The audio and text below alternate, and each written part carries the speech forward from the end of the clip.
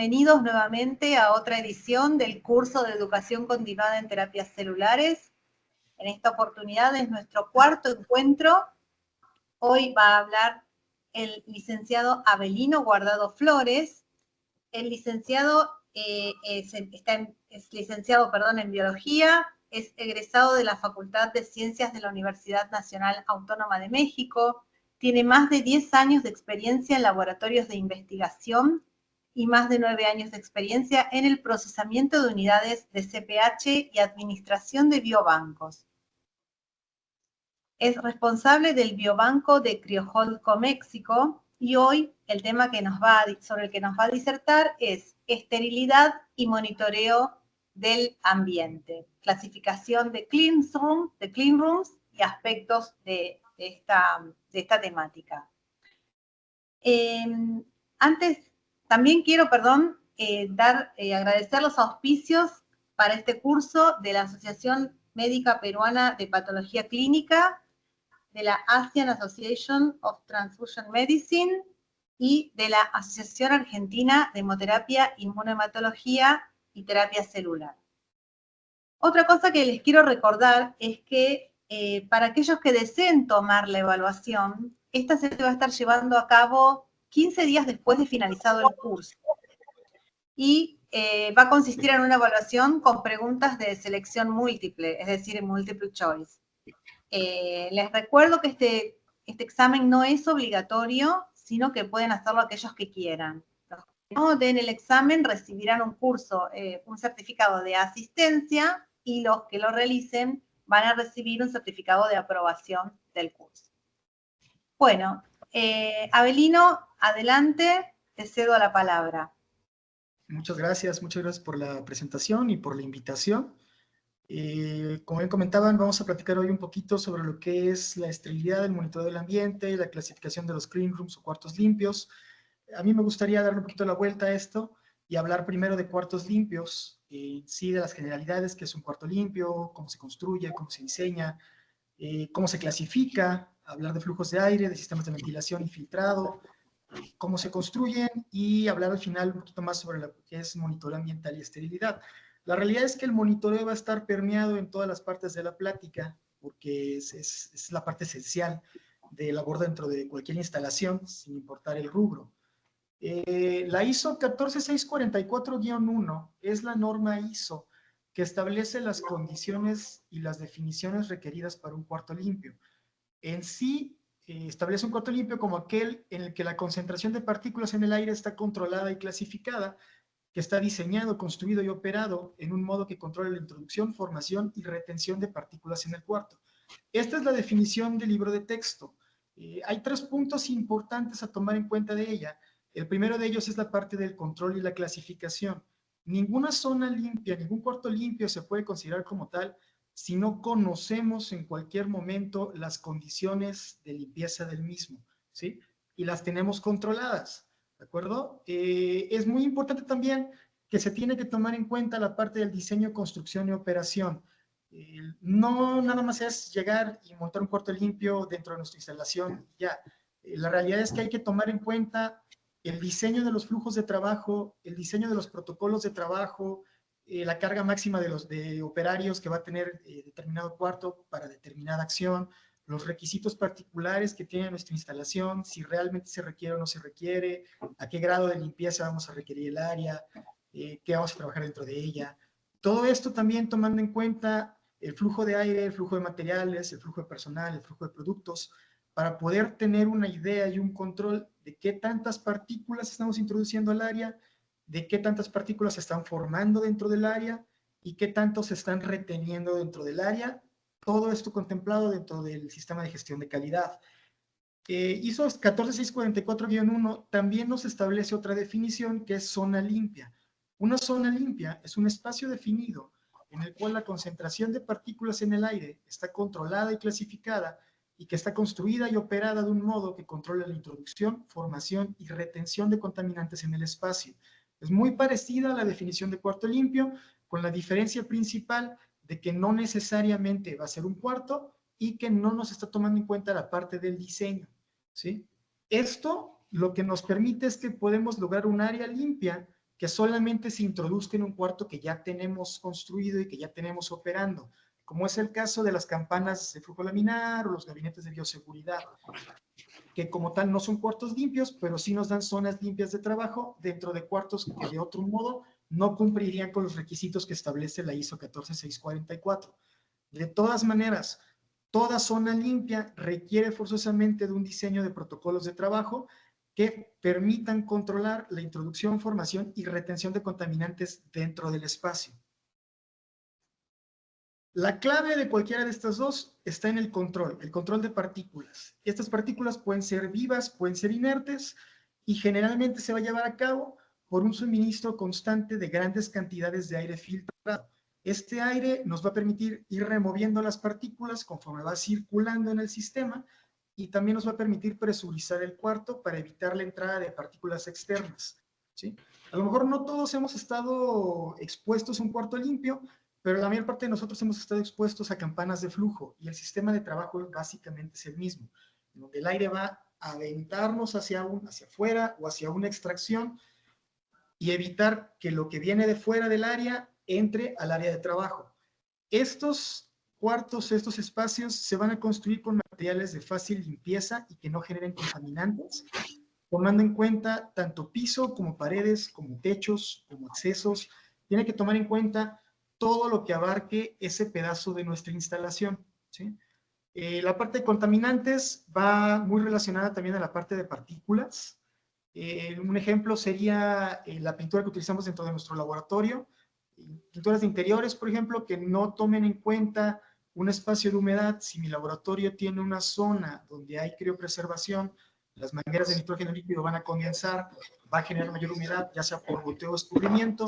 Esta pintura periódicamente habría que estarla reemplazando. A lo mejor lo más conveniente sería, desde el diseño de la instalación, cambiarlo por una pintura de exteriores, una pintura a base de aceite, que sea más resistente y no nos genere partículas de la pared como tal.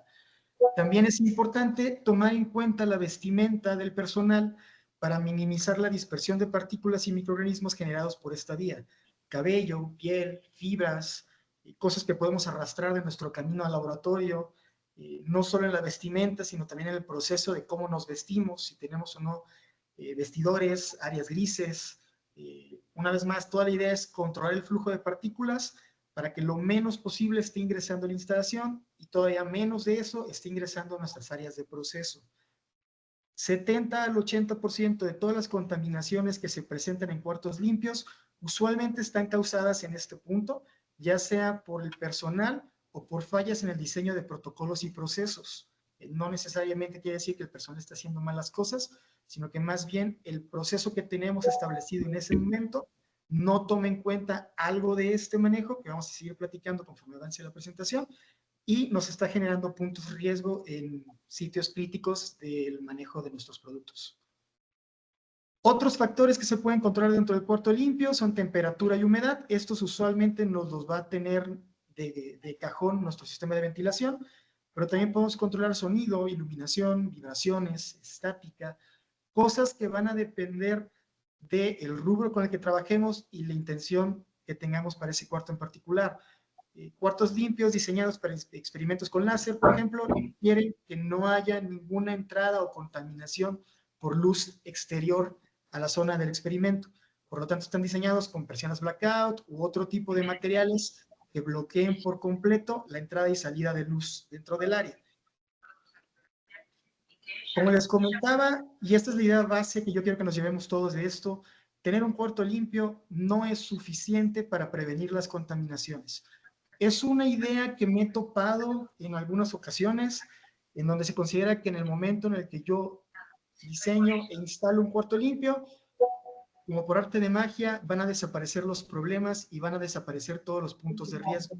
La realidad es que la mayor parte del riesgo no está como tal en el cuarto, está en el manejo y la operación y el monitoreo que llevemos del mismo.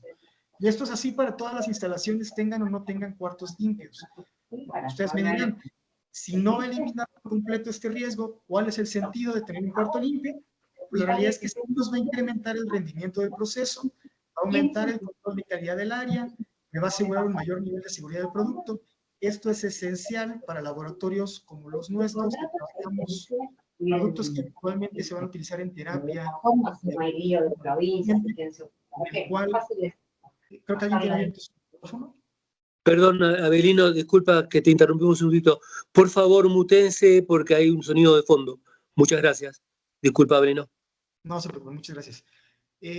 Laboratorios como el nuestro, que trabaja con unidades biológicas que van con una finalidad terapéutica, tenemos el riesgo de que se nos contamine algo e inmediatamente se elimine esa posibilidad de uso, o peor aún, de que algo se nos contamine y no lo detectemos en tiempo y en forma, esa unidad que se aplique y genere otro tipo de efectos secundarios adversos en el paciente. Y también, en algunos casos, la regulación de ciertos países nos va a exigir la presencia de cuartos limpios para el trabajo de ciertas cosas. Producción de fármacos, por ejemplo, o algunos países tienen el requerimiento de cuarto limpio para el aislamiento y procesamiento de unidades mesenquimales de cualquier fuente, con el tema de que son manipulaciones mayores a un tejido obtenido de una persona, de un donador. Entonces, sí es requerido en algunos casos, aun cuando no lo necesitemos. De todas maneras, el manejo y la operación y el monitoreo relacionado a cuartos limpios son prácticas relacionadas con las buenas prácticas de manufactura, que son el ideal al que tenemos que aspirar todos los laboratorios que trabajamos con este tipo de unidades de paraterapia.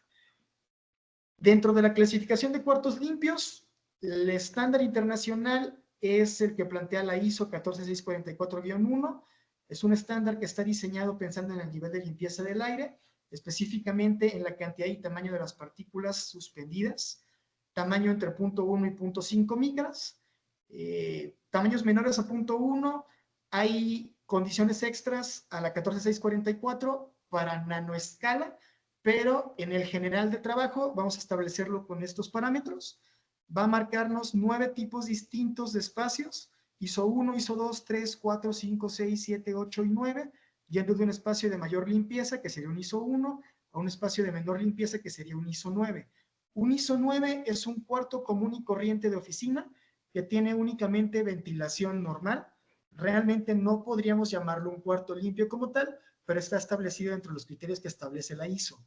Los cuartos limpios más comunes serían 5, 6, 7 y 8, 7 y 8 siendo los más frecuentes, y esto es el estándar internacional, es el estándar de oro. Los parámetros del ISO dependen de la cantidad de partículas que podamos detectar en ese cuarto en algún momento dado.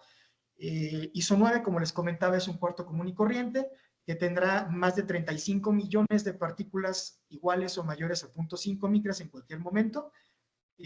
Conforme vamos subiendo el grado de limpieza, lo que va a ir pasando es que vamos a ir disminuyendo un grado de trabajo en la cantidad total de partículas. Por ejemplo, un ISO 8 serían 3 millones y medio, un ISO 7, 350,000, un ISO 6, 35, un ISO 5, 3,500 y así sucesivamente. A partir del ISO 6 también empezamos a monitorear lo que son partículas menores a 0.5 micras, entre 0.1 y 0.3, con la misma relación de ir disminuyendo un grado conforme vamos aumentando la limpieza del cuarto. Este es el estándar internacional. Como les comentaba, las agencias regulatorias internacionales pueden tener adecuaciones al estándar ISO. Por ejemplo, la FDA de Estados Unidos y la Agencia Europea del Medicamento en Europa, ellos tienen sus maneras particulares de aproximarse al estándar ISO. FDA maneja básicamente el mismo estándar, pero pensando en partículas por pie cúbico en lugar de metro cúbico, con unas modificaciones mínimas, siendo 100,000 partículas. Proporcionamos un equivalente ISO 100,000 partículas por pie cúbico en el caso de un ISO 8, y la misma relación, 10,000, 1,000, 100, 10, 1, conforme vamos subiendo en grado de limpieza.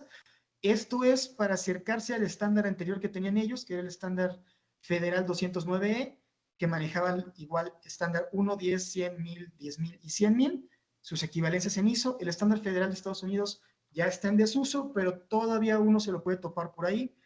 En el caso de la Agencia Europea del Medicamento, ellos establecen cuartos de grado A, B, C y D, según el grado de limpieza. La diferencia principal es que ellos toman en cuenta el estándar ISO en reposo, es decir, el cuarto con todos sus equipos, pero sin operación, y el cuarto en operación con la gente que va a estar trabajando y llevando a cabo los procesos normales del día. En este caso, un grado A es un cuarto ISO 5.5, en donde mantiene el mismo estándar de limpieza en reposo que en operación, y es un estándar alto. Un cuarto grado B, que es un estándar alto, ISO 5 en reposo, que baja a un ISO 6 o un ISO 7 al momento en el que hay gente trabajando en él. Un cuarto grado C, que tiene un grado ISO 7 en reposo, que baja a un ISO 7 al momento de empezar a trabajar. O un cuarto grado D, que es un ISO 8, que pierde la clasificación de limpieza al momento en el que la gente empieza a trabajar en él, ¿sí? Estos son estándares internacionales. Cada uno de nuestros países tendrá sus propias regulaciones que se apeguen a alguno de ellos. Por ejemplo, aquí en México, la norma oficial mexicana 059 SCA 1-2015, que es la que se diseñó pensando en la fabricación de productos farmacéuticos, farmacológicos, está pegada al estándar de la Asociación Europea. Entonces trabajamos con esta misma tabla, pero traducida al español, de grado A, B, C y D. Todo esto lo podemos lograr controlando el flujo de aire dentro del cuarto. Esto es de dos maneras. Puede darse con un flujo no unidireccional, en donde el aire viene desde el techo, fluyendo en todas las direcciones del cuarto. Es aire filtrado recirculante, y con una extracción cercana al piso a nivel de la pared. Este usualmente no nos va a dar más allá de un ISO 7. En algunos casos nos permitiría llegar a un ISO 6, en particular aquellos cuartos limpios muy pequeños. El principio general es que este aire limpio que está entrando, en primer lugar va a diluir la cantidad de partículas en el volumen de aire y lo va a empujar hacia la extracción para poderlo estar filtrando una y otra vez a través de nuestro sistema de filtro EPA. El otro tipo de flujo es el flujo unidireccional, en donde el aire viene en una sola dirección. A diferencia del flujo anterior, hay salida de aire a toda la superficie total del cuarto, no solamente en ciertos puntos. El aire viene siempre en la misma dirección y en la misma velocidad, entre 0.3 y 0.5 metros por segundo. Y lo mismo, aire recirculante con extracción en el piso o al ras del piso. Es un sistema que nos permite mayor limpieza, puede llegar hasta ISO 5, pero también es mucho más costoso. La realidad es que sería trabajar como si todo nuestro cuarto fuera una gran campana de flujo laminar. En algunos lados se lo pueden topar como cuarto de flujo laminar. Este flujo de aire lo va a controlar un sistema de ventilación. Por sus siglas en inglés lo pueden encontrar como HVAC, calefacción, ventilación y aire acondicionado. A grandes rasgos es un sistema de manejo de aire para interiores. Nos va a controlar cambio de aire por hora, temperatura y humedad. En el caso particular de cuartos limpios, va a tener un incremento en el suministro de aire, un incremento en la cantidad de cambios de aire que puede manejar, una mejora en el control del flujo de aire, mejora en el filtrado y presurización. ¿Sí? Un cuarto refrigerado o más bien ventilado de oficina no nos genera un nivel de presurización considerable. En el caso de un cuarto limpio sí es necesario para poder evitar la transferencia de partículas de un cuarto de menor limpieza. Y es, una vez más, aire recirculante. Este aire va a pasar por un filtro de alta eficiencia, filtro CEPA, que por sus siglas en inglés significan arresto de partículas de alta eficiencia. Hay muchos tipos distintos de fabricación diferente. Son filtros también hasta cierto punto comunes, los podemos encontrar en aviones, nuestras incubadoras, nuestras campanas de flujo, los mismos cuartos limpios los tienen. Cuando menos van a retirar hasta el 99.95% de las partículas que tengan un diámetro superior o igual a 0.3 micras. Hay algunos que llegan hasta 99.995, dependiendo de lo que se requiera. Están hechos con fibras de polipropileno o fibras de vidrio entre 0.5 y 0.2 diámetros de cada fibra y generan un entramado aleatorio, básicamente es una maraña, que va a ir reteniendo todas estas partículas, pero no va a retener gases. Si nuestro cuarto, nuestra instalación tiene algún tipo de proceso que genere partículas volátiles de algún químico, necesitamos agregarle un filtro distinto, como puede ser un carbón activado, para poderlo retener. Este filtro EPA va a retener partículas de tres maneras. Una va a ser por difusión, en partículas muy pequeñitas, que no sigan como tal el movimiento del flujo de aire, que van a moverse casi desde cierto punto de manera aleatoria, que eventualmente van a ser capturadas por el filtro. Por intercepción, para partículas medianas que sí sigan el flujo de aire, que se acerquen a las fibras del filtro EPA y que sean adheridas al mismo, o por impactación, partículas más grandes que directamente choquen con las fibras. ¿Okay? Estos filtros EPA se tienen que estar cambiando de manera regular, esto para todo lo que tengamos nosotros que los incluya y incluye incubadoras e incluye cabinas de flujo. ¿Qué tan frecuentemente? Pues va a depender del filtro y va a depender del uso. Las incubadoras generalmente se les cambia una vez al año. En el caso de campanas de flujo o los cuartos limpios, la vida promedio de un filtro EPA es de 5 a 7 años. Esto puede ser menos dependiendo del uso que se le dé, o puede llegar hasta 10 si no se usa mucho y se le da un manejo apropiado. De todas maneras, tenemos que tener un cuidado en la limpieza. Es común que en la limpieza o la operación tengamos algunos procesos o protocolos que puedan dañar más fácilmente el filtro, perforarlo o maltratarlo con químicos, que va a disminuir su vida útil. La construcción del cuarto limpio también se puede hacer de varias maneras. Se puede hacer modular, que es ensamblándolo en sitio con componentes prefabricados. Esta es la manera más rápida de armarlos. También es la manera más rápida de generar un cuarto que nos permita modificar, expandir o reubicar de manera sencilla, y nos va a dar un gran nivel de limpieza, hasta ISO 5, pero es más costoso. Hay sistemas híbridos en donde tenemos componentes prefabricados que tengan también algunos elementos existentes de la construcción de nuestra instalación, usualmente paredes, que pueden disminuir el costo, acelerar la instalación de un cuarto limpio, pero no nos van a dar el mismo nivel de limpieza, ISO 7 e ISO 8, que son los más comunes. También podríamos contemplar construir un cuarto limpio desde cero. No es muy frecuente porque es más tardado, y si queremos hacer algún tipo de modificación es más complicado, pero es algo que se puede hacer de todos modos. Como les comentaba, tenemos que tener cuidado en cómo lo vamos a construir y diseñar.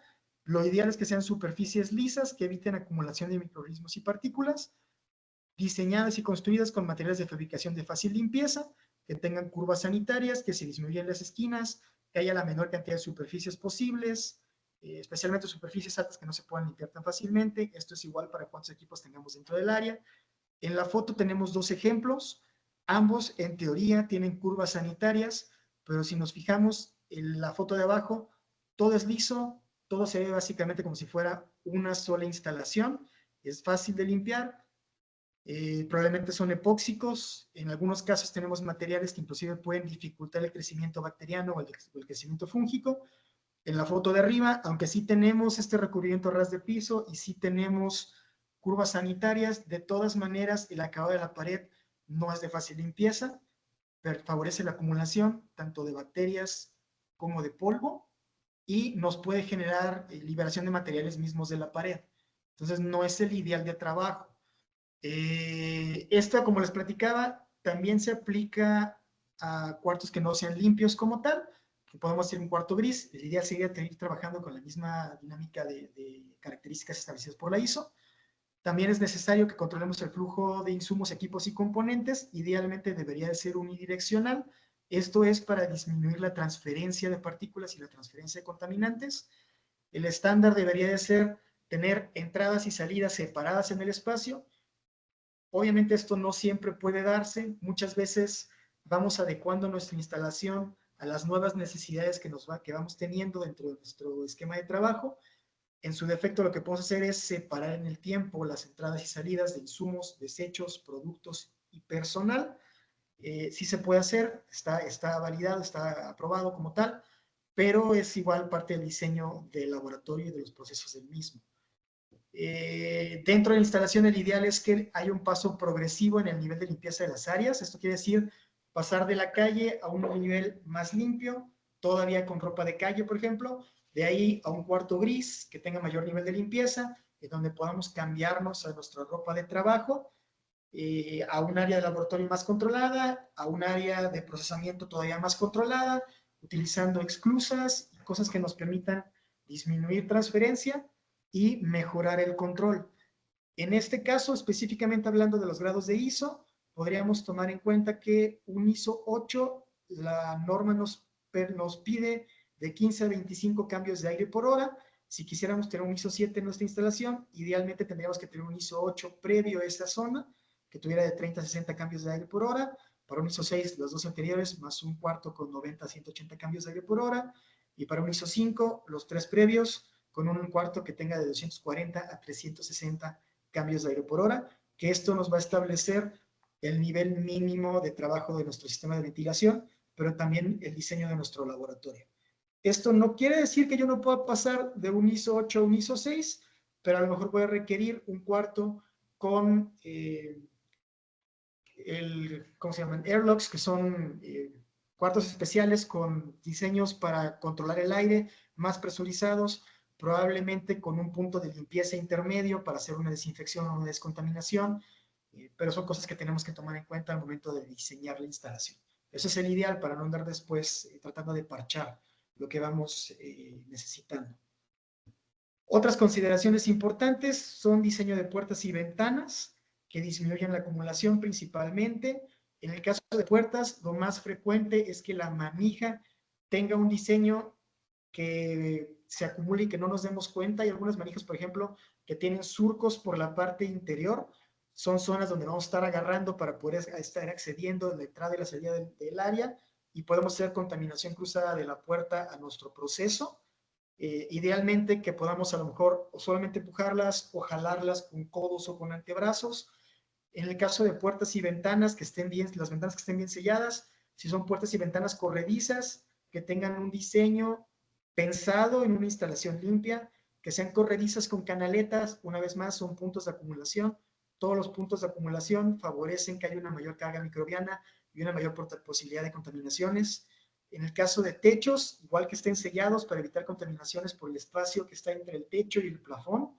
En estas dos fotos podemos ver un techo con plafones que no están sellados como tal. Estos se pueden mover con algún tipo de trabajo o mantenimiento y nos generan un punto de contaminación o de entrada de partículas y contaminantes. Y un cuarto en el cual es un solo plafón completo con un sellado tanto en la parte de detección de incendios y como la parte de iluminación. Otras consideraciones que no tengan que ver con esto sería que las áreas de producción no sean áreas de paso. Esto va ligado a que todas las actividades que no sean esenciales al protocolo de trabajo del cuarto limpio no se llevan a cabo allí. Hay cosas que son parte del proceso que no requieren el mismo nivel de limpieza. El ideal sería extraerlas y trabajarlas en un área de menor limpieza, igual que haya la menor cantidad de gente posible en el área, aunque los estándares de trabajo se calculan pensando en el máximo número de operadores por área. El ideal es que sea la menor cantidad de gente indispensable para poder llevar a cabo los procesos del día. Si se requiere más, a lo mejor replantear el diseño del cuarto o separar la carga en el tiempo, en dos turnos diferentes. Es importante evitar que se abran dos puertas al mismo tiempo, esto para disminuir la parte de los flujos. Tener protocolos de limpieza, sanitización y desinfección del área bien establecidos con revisiones periódicas. Estos pueden ser llevados a cabo por nosotros mismos o por alguien externo o una mezcla de los dos.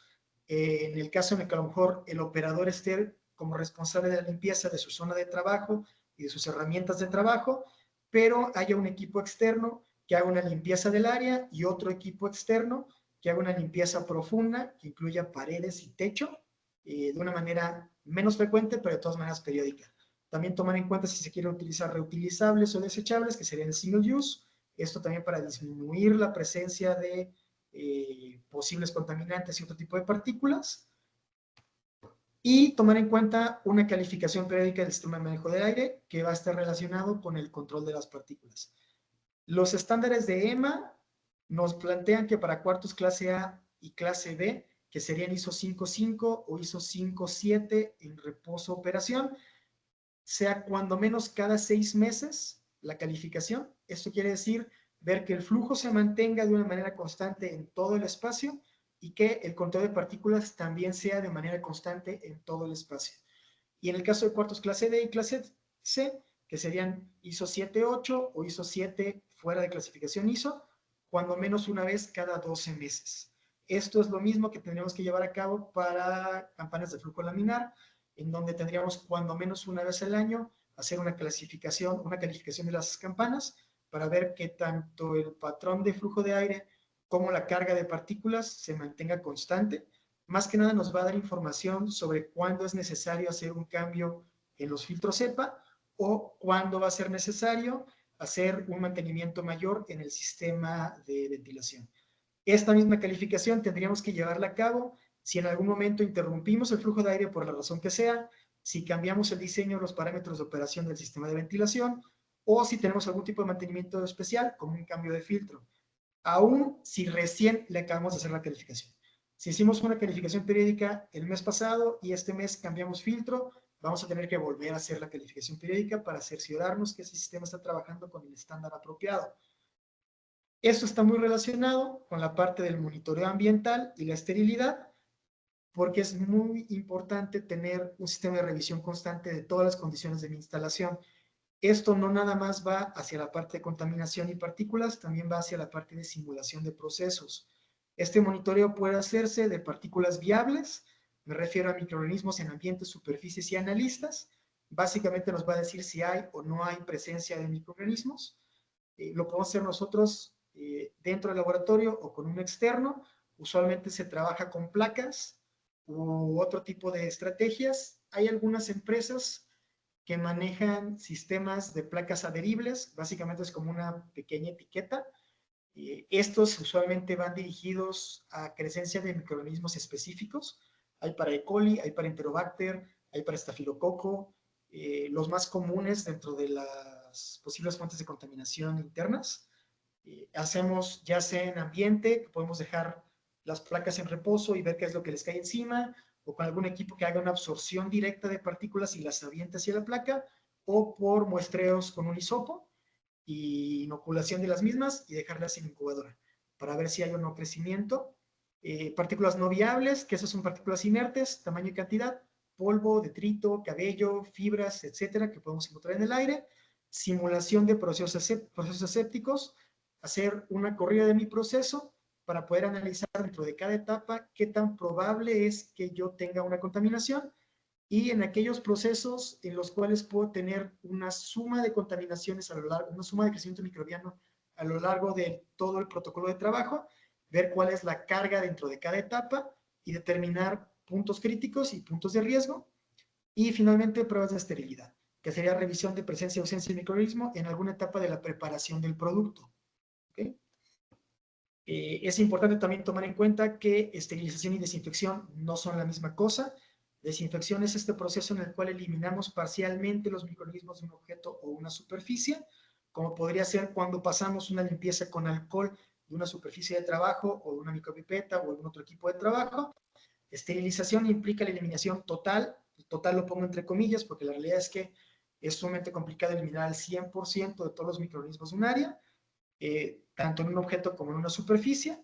Esto se puede llevar a cabo de varias formas. Puede ser por calor seco, teniendo estufas de esterilización. Usualmente me implica mucha mayor temperatura, mucho mayor tiempo. No todo se puede esterilizar por calor seco. Usualmente podemos trabajar a lo mejor pinzas, podemos trabajar bisturís, cosas reutilizables en este sentido que aguanten esa temperatura. Calor húmedo, como es el caso de autoclaves que utilicen vapor y calor al mismo tiempo. Es un estándar de esterilización que requiere menos tiempo, que requiere menos temperatura, está mucho más utilizado, mucho más recomendado. Hay muchos tipos de protocolos diferentes, pero también tiene sus limitaciones. Podemos esterilizar por radiación, como es el caso del ultravioleta que tenemos usualmente en nuestras cabinas o gabinetes de seguridad. Podemos esterilizar por filtración, como cuando estamos preparando medio, o por otro tipo de agentes químicos. El tipo de esterilización, pues vamos a definirlo dependiendo de lo que queramos hacer y de lo que estemos trabajando. También deberíamos hacer un monitoreo del estándar de esterilización. Hay algunos parámetros como el nivel de seguridad de esterilización que establecen qué tan probable es después de un proceso de estos que yo me encuentre todavía con crecimiento microbiano. Se establece usualmente entre 1 de cada 1000 veces o 1 de cada 1.000.000 de veces, dependiendo de qué tan controlado quiero tener yo mi proceso.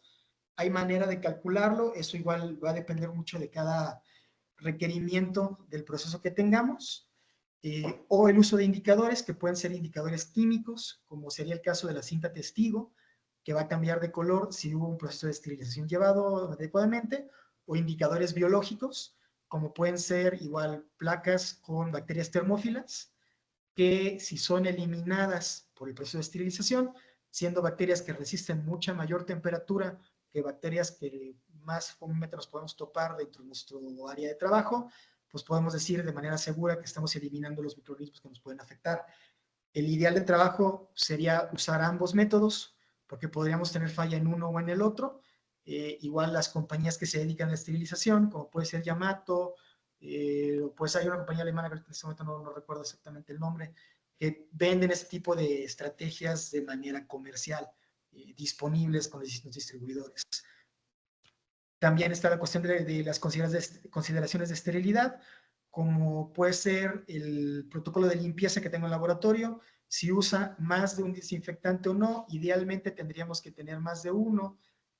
Lo ideal sería también que sean modos de acción diferentes, trabajando dentro de un esquema de rotación de desinfectantes mes con mes, o uno cada 2 meses, o combinación de 2 por mes, dependiendo del esquema que tengamos.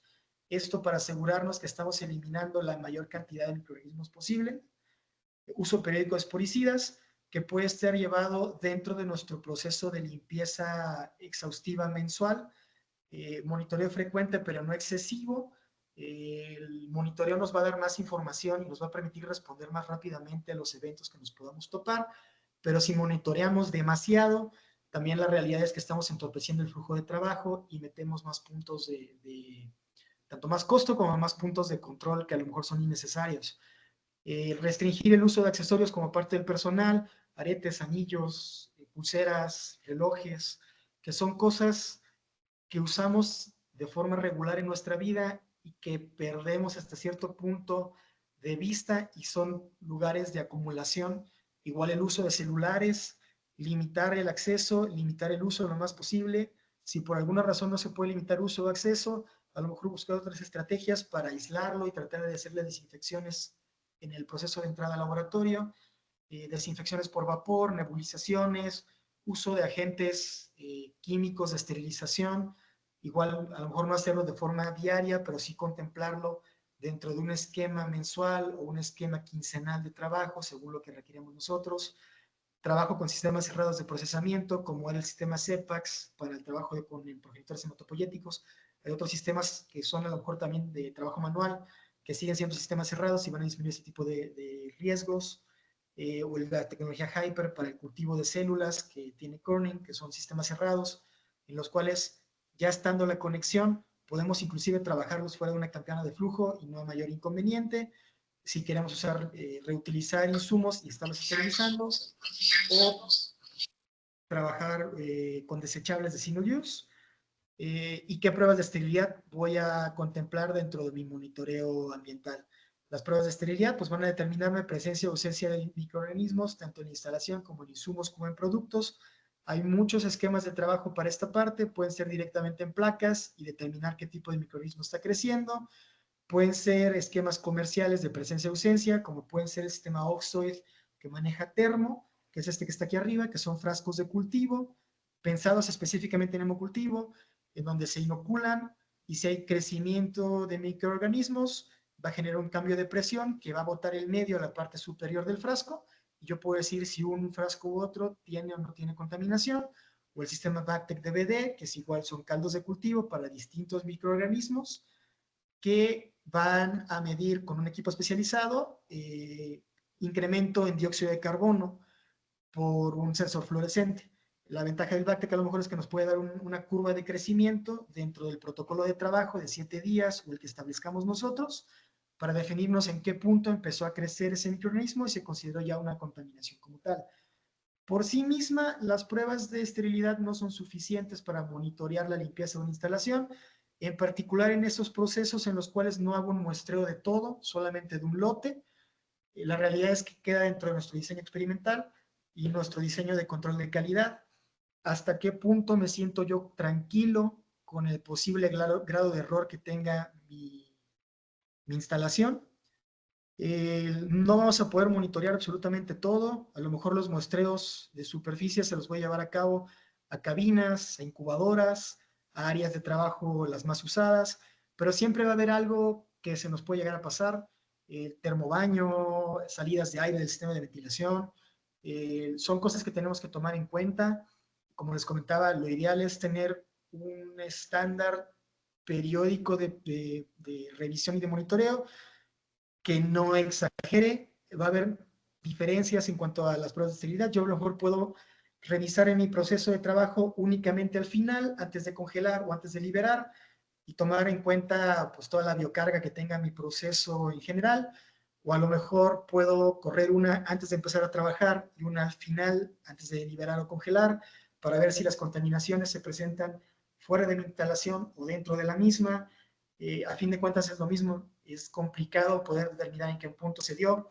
Esa contaminación a lo mejor se dio al momento de la colecta, o se dio al momento del traslado, o se dio al momento de recibir la muestra, o es parte de la inoculación.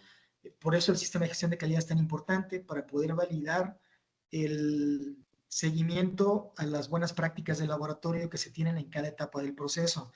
La ventaja de un monitoreo constante es tener la mayor cantidad de información posible sobre el nivel de crecimiento microbiano de mi instalación, y en el caso de que yo empiece a tener problemas, identificar más rápidamente dónde pudo haber sido el foco, ¿sí? Una vez más, a veces se nos van a escapar los focos de contaminación. Yo muestreo mes con mes campanas, incubadoras, pero a lo mejor y manos de mis analistas, pero a lo mejor mi contaminación no estuvo allí.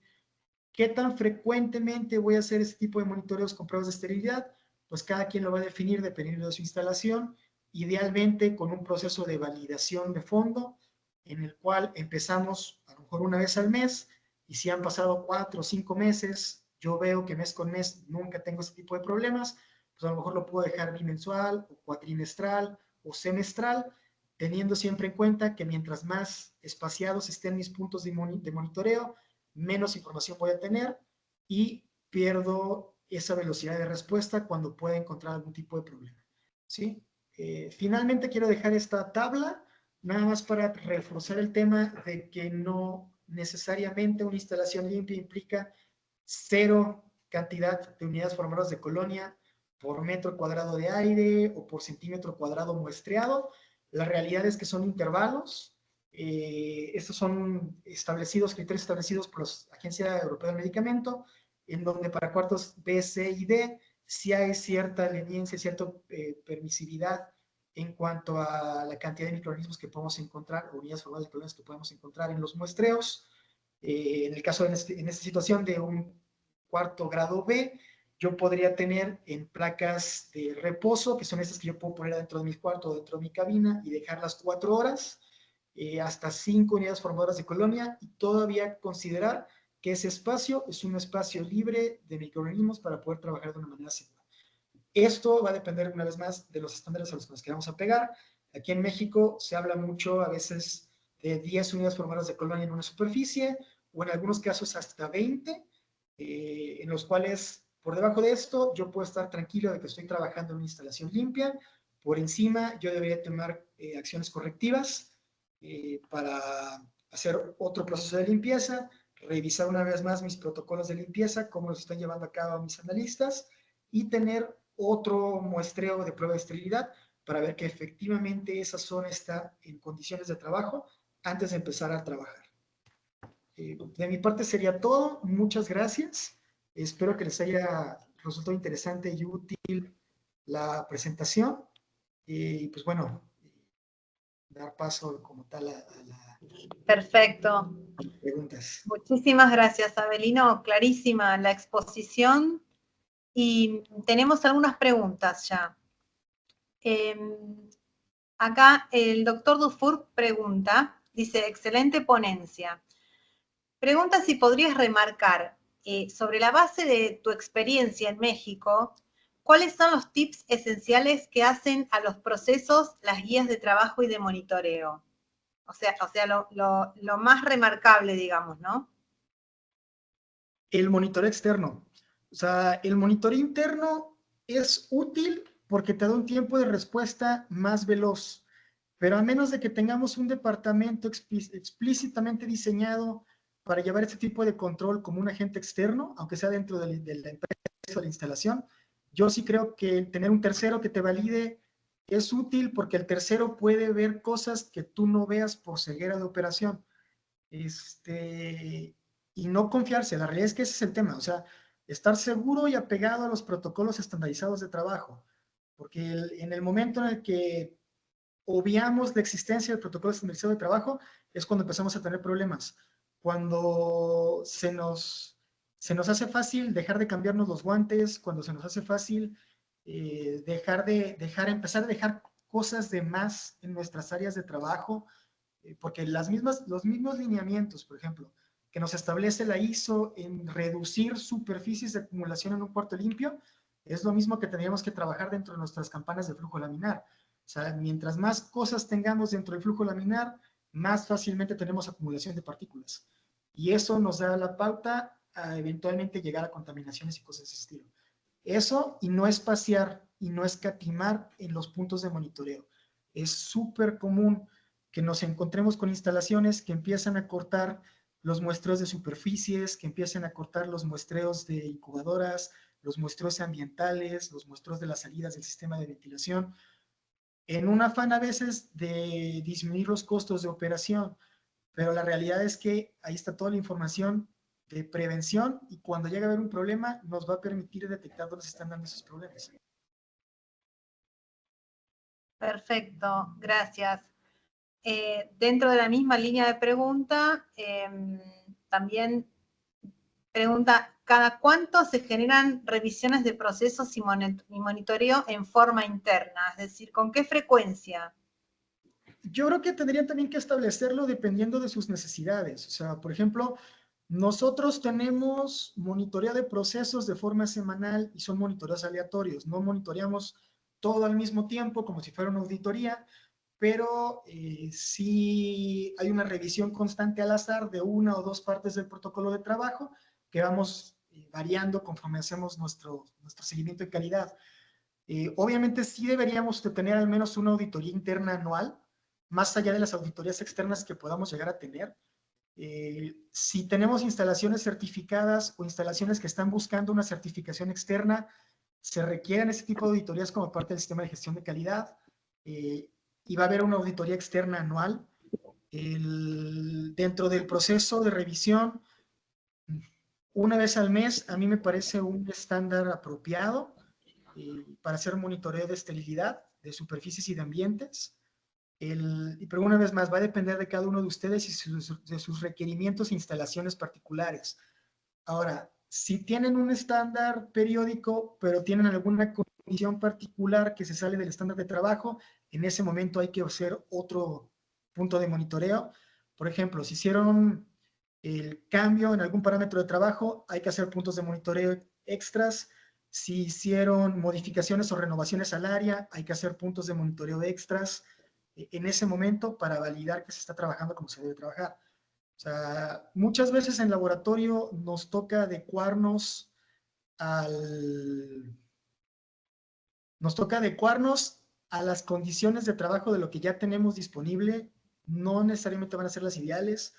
Si vamos a crecer laboratorio o cambiar piso, porque por ejemplo los pisos también eventualmente hay que estarlos renovando porque todos los materiales se desgastan, las paredes lo mismo, y no podemos parar como tal la operación, pues tenemos que hacer ajustes, a lo mejor mover un proceso a otra área y en ese momento como estamos trabajando doble proceso, incrementar o duplicar el número de puntos de monitoreo porque tenemos mayor posibilidad de contaminación cruzada.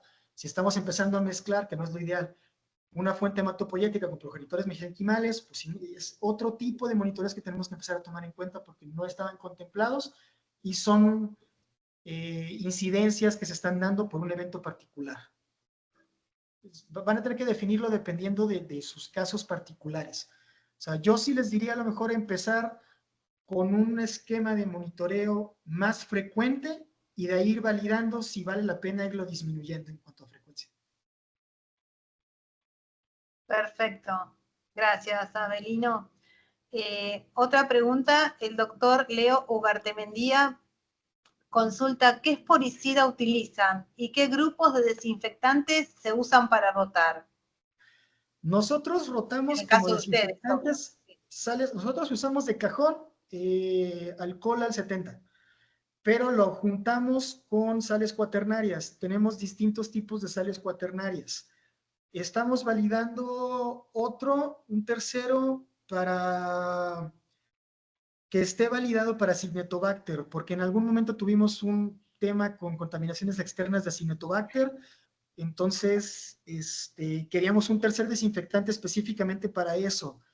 Las empresas que les venden los desinfectantes, en algunos casos, porque no siempre es el caso, les pueden dar las pruebas de eficiencia para microorganismos específicos. Entonces, yo diría que el ideal sería buscar que sean para microorganismos distintos, más que nada, ¿sí? Esporicida, te voy a quedar a deber el nombre, Leo, porque la realidad es que yo ese tipo de trabajo lo manejo con mi proveedor externo de limpieza profunda. Yo tengo una limpieza profunda que me lleva a cabo alguien externo que llega a trabajar fuera del horario laboral normal y se encarga de toda esa parte. O sea, hace una limpieza de techo, paredes, superficies, ventanales, y al día siguiente hacen una nebulización en general, pero me lo llevo de tarea y se los puedo compartir. Perfecto, muchísimas gracias. ¿Alguna otra pregunta? ¿Alguien que quiera consultar? Incluso si alguien tiene interés, podemos abrir el micrófono para que comenten. Acá tenemos otra pregunta. La licenciada Nidia Flores dice, el flujo laminar en la unidad de trasplante hematopoyético, ¿en qué momento debe prenderse y si se puede interrumpir su funcionamiento o debe permanecer encendido? Híjole. Yo creo que ahí dependía también de la instalación. O sea, en mi experiencia en trasplante hematopoyético, yo he apoyado en trasplantes en cuartos que no han tenido como tal ese control de cuarto limpio a ese nivel de un flujo unidireccional al que podríamos llamar un flujo laminar como tal, ¿sí? O sea, ¿y en qué momento? Una vez más, lo van a validar de manera interna. O sea, el ideal sería prenderlo y hacer una validación en la calificación de partículas suspendidas en un punto recién prendida o en un punto en 1 hora o 2 horas, 3 horas, 4 horas después de haber sido iniciado el sistema de flujo de aire. Usualmente los HVACs, los sistemas de ventilación, ya vienen con parámetros definidos de cuántos cambios de aire por hora tienen, ¿sí? Entonces tendrían que ver en qué momento están llegando al estándar de ese cuarto limpio en específico. Si están hablando, y eso es pensando en una instalación de aplicación de progenitores hematopoyéticos, que tenga un cuarto limpio.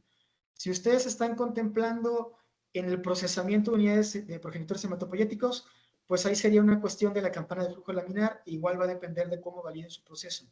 Usualmente, el protocolo de trabajo, dentro de lo que habíamos platicado de un diseño de trabajo, de protocolo de limpieza y desinfección, se prende la campana, se limpia con alcohol, se limpia con algún desinfectante, puede ser benzal o puede ser algún otro tipo de sal cuaternaria. Usualmente las campanas de flujo laminar incluyen lámparas ultravioleta, entonces se le ponen 15 minutos de la lámpara ultravioleta. Después de eso se puede empezar a trabajar y ya estamos seguros de que podemos empezar a tener un control apropiado. Sus campanas de flujo también deben de tener un estándar de trabajo en el cual ya se tenga certeza de en qué momento se está teniendo el control apropiado de partículas dentro del espacio limpio en el que contemple la campana de flujo, ¿sí?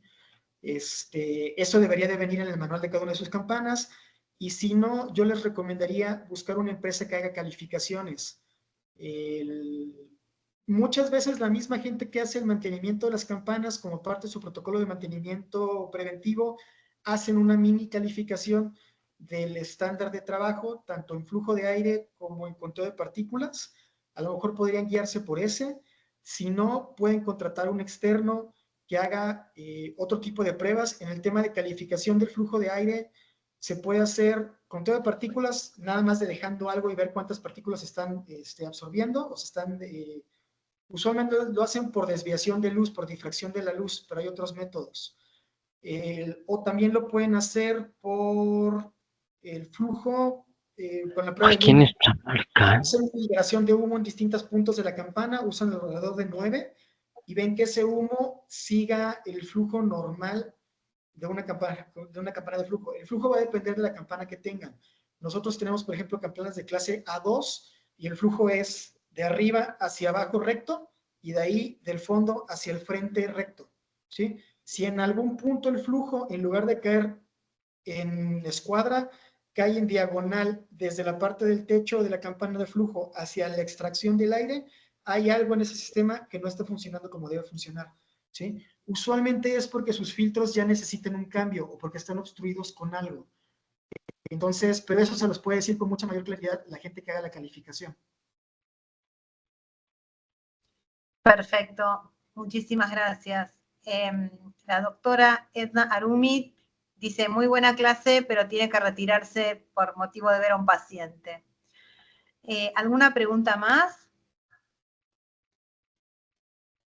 ¿Nadie? Bueno, ¿alguien que desea hacer algún comentario nuevamente? Yo nada más les dejaría un comentario más. No se confíen del... Lo ideal es tener un cuarto limpio con un protocolo de trabajo muy bien validado, pero nunca se confíen con eso. Siempre procuren seguir paso a paso cada una de sus etapas. Por más que lleven 10,000 veces que han extraído células mesenquimales, o sea, lo ideal es siempre ir paso por paso dentro del protocolo de estandarizado de operación, porque eso es lo que va a evitar que se cometan errores que a veces no nos damos cuenta. A veces son las pequeñas cosas las que terminan haciendo el error más grave, ¿sí? E identifiquen sus puntos críticos dentro de su flujo de trabajo. Los puntos críticos justamente son donde más fácilmente van a tener algún tipo de problemas. Y presten mayor atención ahí y presten mayor atención al monitoreo de esa zona o de ese punto en el flujo. Perfecto. Bueno, Abelino, muchísimas gracias. Acá veo muchos saludos, muchas felicitaciones por una excelente charla. Y antes de despedirnos, quiero recordarles que dentro de 15 días vamos a tener un nuevo encuentro. Es el día 16 de julio, donde el doctor Alejandro Madrigal Fernández va a estar disertando sobre ensayos clínicos en terapia celular, células progenitoras hematopoyéticas mesenquimales, la eficacia del producto celular y seguridad del paciente. Así que bueno, Abelino, nuevamente muchas gracias. Gracias a todos por estar presentes y bueno, nos despedimos hasta la próxima charla. Gracias a ustedes, hasta luego. Muchísimas gracias.